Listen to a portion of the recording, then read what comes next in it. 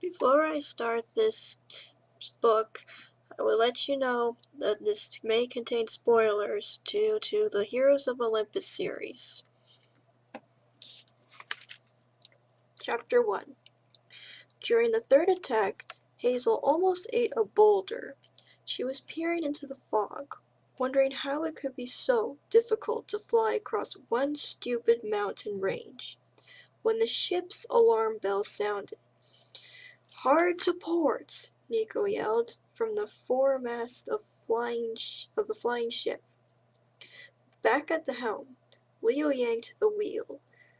The Argo, too, veered left, its aerial oars slashing through the clouds like rows of knives. Hazel made the mistake of looking over the rail.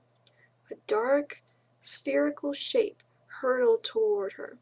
She thought, "Why is the moon coming at us?" Then she yelped and hit the deck. The huge rock passed so close overhead it blew her hair out of her face. Crack!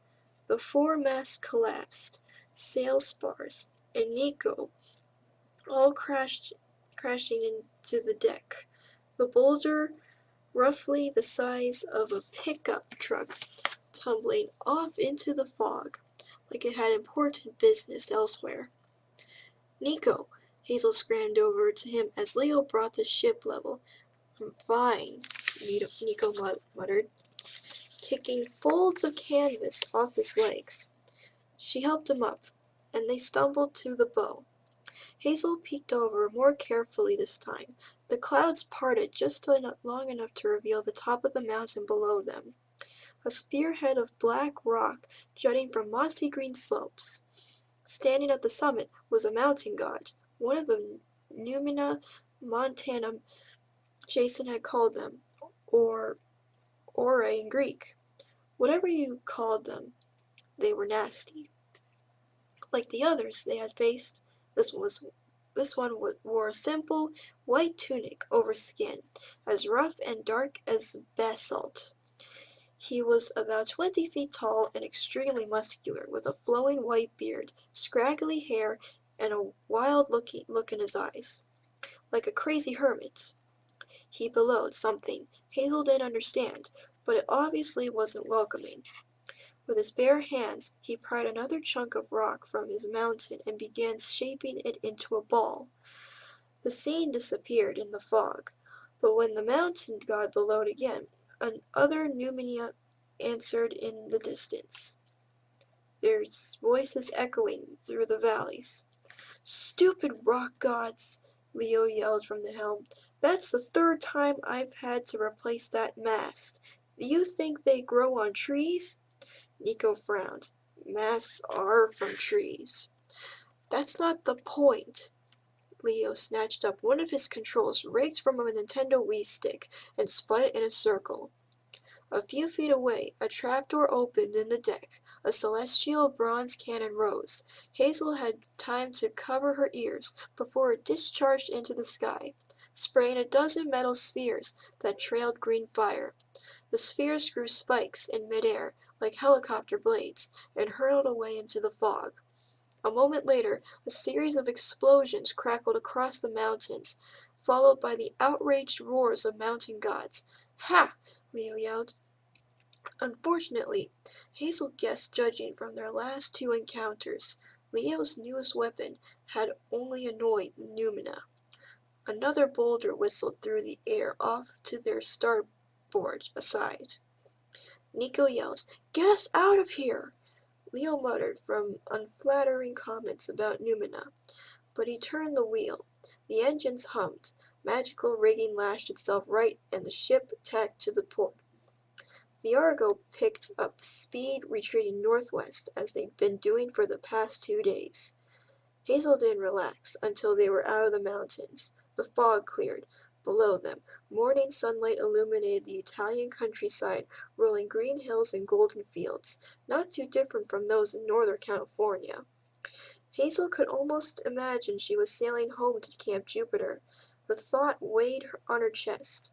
Camp Jupiter had only been her home for 9 months, since Nico had brought her back from the underworld. but she missed it more than her birthplace of New Orleans, and definitely more than Alaska, where she died back in 1942. She missed her bunk in the 5th Cohort barracks. She missed dinners in the mess hall, and wind spirits whisking platters through the air and legionnaires joking about the war games. She thought to wander the streets of New Rome, holding hands with Frank Zhang. She wanted to experience just being a regular girl for once, with an actual sweet caring boyfriend. Most of all, she wanted to feel safe. She was tired of being scared and worried all the time. She stood on the quarterdeck as Nico picked mass splinters out of his arms, and Leo punched buttons on the ship's console. "Well, that was sucktastic," Leo said. "Should I wake the others?" Hazel was tempted to say yes, but the other crew members had taken the night shift and had earned their rest. They were exhausted from defending the ship. Every few hours it seemed like Roman Monster had decided the Argo 2 looked like a tasty treat. A few weeks ago, Hazel wouldn't have believed that anyone could sleep through a Numina attack, but now she imagined her friends were still snoring away below decks. Whenever she got a chance to crash, she slept like a coma patient. They need rest, she said. "We'll have to figure out another way on our own." Huh. Leo scowled at his monitor. In his tattered work shirt and grease-splattered jeans, he looked like he'd just lost a wrestling match with Locomotive. Ever since their friends Percy and Annabeth had fallen into Tartarus, Leo had been working almost non-stop. He'll be acting angrier and even more driven than usual. Hazel worried about him, but part of her was relieved by the change.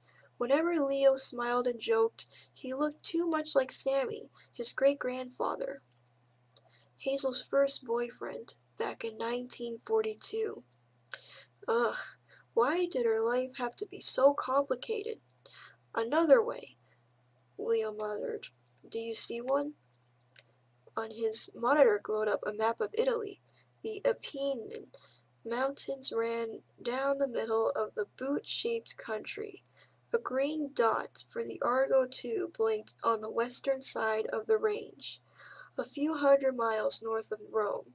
Their path should have been simple. They needed to get to a place called Epirus in Greece, and find an old temple called the House of Hades, or Pluto as the Romans call him, or as Hazel liked to think of him, the world's worst absent father. To reach Epirus, all they had to do was go straight east, over the Apennines, and across the Adriatic Sea. But it hadn't worked out that way. Each time they tried to cross the spine of Italy, the mountain gods attacked. For the past 2 days, they skirted north, hoping to find a safe pass with no luck. The Numina Montanum were sons of Gaia, Hazel's least favorite goddess. That made them very determined enemies. The Argo 2 couldn't fly high enough to avoid their attacks, and even with all its defenses, the ship couldn't make it across the range without being smashed to pieces. "It's our fault," Hazel said. "Nico's and mine. The Numinas can sense us." She glanced at her half-brother. Since they'd rescued him from the giants, he'd started to regain his strength, but he was still painfully thin. His black shirt and jeans hung off his skeletal frame. Long dark hair framed his sunken eyes. His olive complexion had turned a sickly greenish white, like the color of a tree sap. In human years, he was barely 14, just a year older than Hazel. But that didn't tell the whole story. Like Hazel, Nico D'Angelo was a demigod from another era. He radiated a kind of old energy, a melancholy that came from knowing he didn't belong in the modern world. Hazel hadn't known him very long, but she understood, even shared his sadness. The children of Hades, Pluto whichever, rarely and had happy lives, and judging from what Nico had told her the night before, their biggest challenge was yet to come when they reached the House of Hades, a challenge he implored her to keep secret from the others. Nico gripped the hilt of his Stygian iron sword. Earth spirits don't like children of the underworld, that's true. We get under their skin, literally. But I think the Numina could sense this ship anyway. We're carrying the Athena Parthenos. That thing is like a magical beacon. Hazel shivered, thinking of the massive statue that took up most of the hold. They'd sacrificed so much, saving it from the cavern under Rome, but they had no idea what to do with it. So far, the only thing it seemed to be good for was alerting more monsters to their presence. Leo traced his finger down the map of Italy. So crossing the mountains is out. Thing is, they go a long way in either direction. We could go by sea, Hazel suggested. Sail around the southern tip of Italy. That's a long way, Nico said. Plus, we don't have... His voice cracked. You know, our sea expert, Percy. The name hung in the air, like an impending storm. Percy Jackson, son of Poseidon, probably the demigod Hazel admired most. He'd saved her life so many times on their quest to Alaska, but when he had needed Hazel's help in Rome, she'd failed him. She'd watched powerless as he and Annabeth had plunged into that pit. Hazel took a deep breath. Percy and Annabeth were still alive. She knew that in her heart. She could still help him if she could get to the House of Hades. If she could survive the challenge Nico had warned her about. What about continuing north? She asked. There has to be a break in the mountains or something. Leo fiddled with the bronze Archimedes spear that he'd installed on the console, his newest and most dangerous toy. Every time Hazel looked at the thing, her mouth went dry. She worried that Leo would turn the wrong combination on the sphere and accidentally eject them all from the deck, or blow up the ship, turn the Argo 2 into a giant toaster. Fortunately, they got lucky. The sphere grew a camera lens and projected a 3D image of the Apennine Mountains above the console. I don't know. Leo examined the hologram. I don't see any good passes to the north, but I like that idea better than backtracking south. I'm done with Rome. No one argued with that. Rome had not been a good experience. Whatever we do, Nico said, we have to hurry. Every day that Annabeth and Percy are in Tartarus. He didn't need to finish. They had to hope Percy and Annabeth could survive long enough to find the Tartarus side of the doors of death. Then, assuming the most Argo 2 could reach the House of Hades, they might be able to open the doors on the mortal side, save their friends, and seal the entrance, stopping Giant's forces from being reincarnated in the mortal world over and over. Yes, nothing could go wrong with that plan. Nico scowled at the Italian countryside below them. Maybe we should wake the others. This decision affects us all. No, Hazel said. We can find a solution. She wasn't sure why she felt so strongly about it, but since leaving Rome, the crew had started to lose the cohesion they'd been learning to work as a team. Then bam!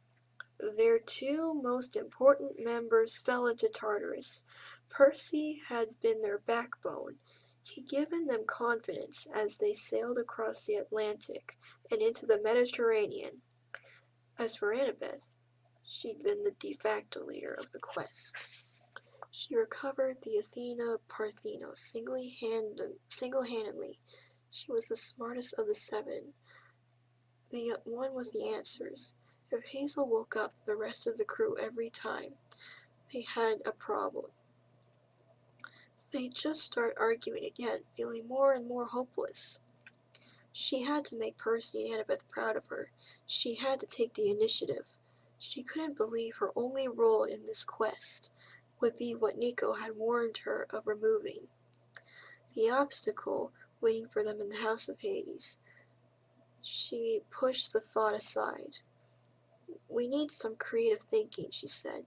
"Another way to cross those mountains, or a way to hide ourselves from the Numina." Nico sighed. "If I was on my own, I could shadow travel, but that won't work for an entire ship.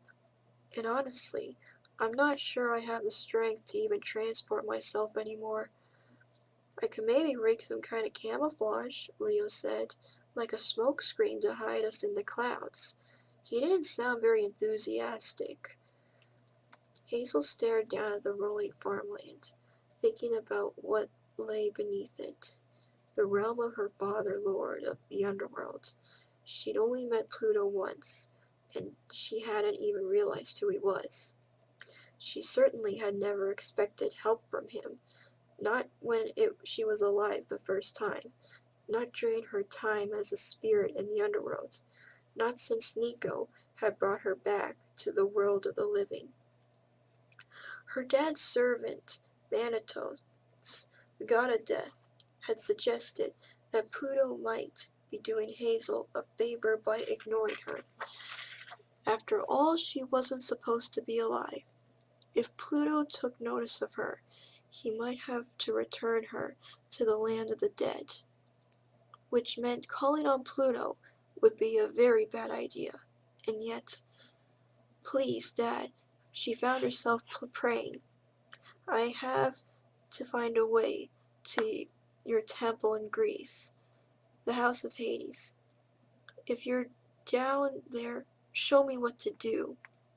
At the edge of the horizon, a flicker of movement caught her eye, something small and beige, racing across the fields, at incredible speed, leaving a vapor trail like a plane's. Hazel couldn't believe it. She didn't dare hope, but it had to be Arion. "What?" Nico asked. Leo let out a happy whoop as the dust cloud got closer. "It's her horseman. You missed that whole part. We haven't seen him since Kansas." Hazel laughed. The first time she'd laughed in days. It felt so good to see her old friend. About a mile to the north, the small beige dot circled a hill and stopped at the summit. He was difficult to make out, but when the horse reared and whinnied, the sound carried all the way to Argo 2. Hazel had no doubt it was Arion. "We have to meet him," she said. "He's here to help." "Yeah, okay." Leo scratched his head. "But, we talked about not landing the ship on the ground anymore, remember? You know what Jaya wanting to destroy us all. Just get me close, and I'll use the rope ladder." Hazel's heart was pounding. "I think Arion wants to tell me something."